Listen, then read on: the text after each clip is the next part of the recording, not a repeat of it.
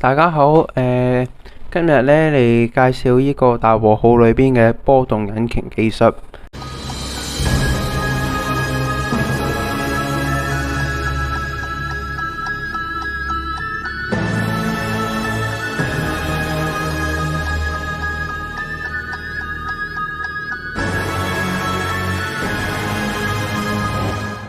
波動引擎技術咧係由大麥自量星雲裏邊嘅伊斯坎德爾星人發明嘅。喺1974年嘅大和號裏邊咧，波動引擎咧係利用無限存在嘅宇宙粒子經過壓縮轉換為順子，即係超光速粒子啦。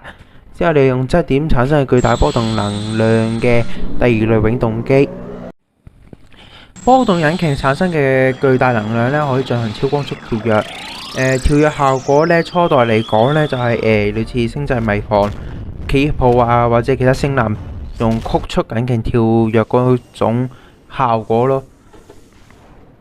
同埋波動引擎嘅能量咧，可以激活波動炮嘅，可以進行打爆太陽啊，或者掃爆大陸咯。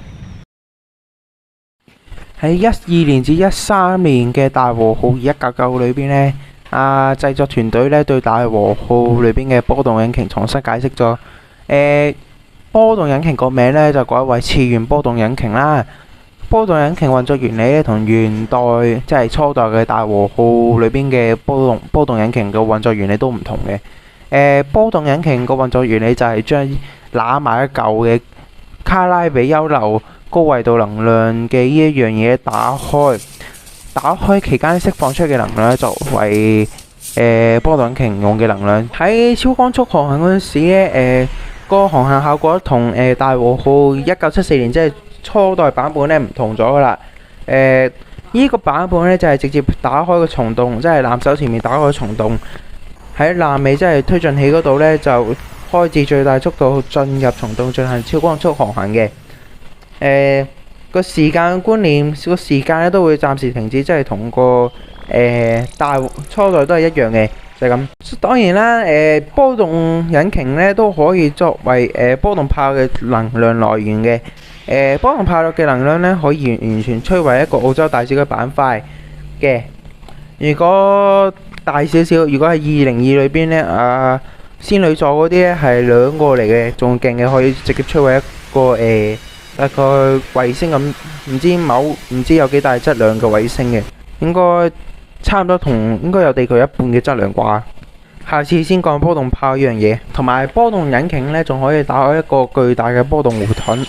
個波動護盾呢，仲可以頂住好多嘅導彈啊、光速炮啊、鐳射炮嗰啲都得嘅，但係呢都有時限嘅，最長呢可以延遲到最長呢係20分鐘。真田副艦長自己講啊，仲有嘅波動引擎呢，喺202裏邊呢，福井正文呢就寫咗一樣嘢，係波動引擎裏邊嘅衍生物，叫反波動格子。反波動格子同二次元差唔多嘅，一打開嘅話呢，個引擎空眼。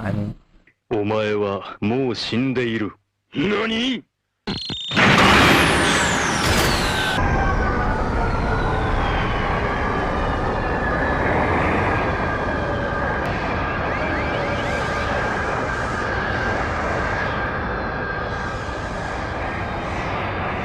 仲有嘅反波動格子咧，仲可以作為捆綁波動炮嘅能量去用嘅。就整咗由嚟一個衍生物啦，就係回轉波動炮。冇啦，就咁樣啦。依家補充一啲次元波動引擎嘅嘢先。次元波動引擎咧係基於超弦理論嘅，而超弦理論咧係屬於弦理論嘅一種。而呢個超弦理論呢，就係一種超對稱嘅弦論嚟嘅。個維基百科解釋就係指物質嘅基石為至少9維時空嘅中嘅弦嚟嘅。我唔知點講啊。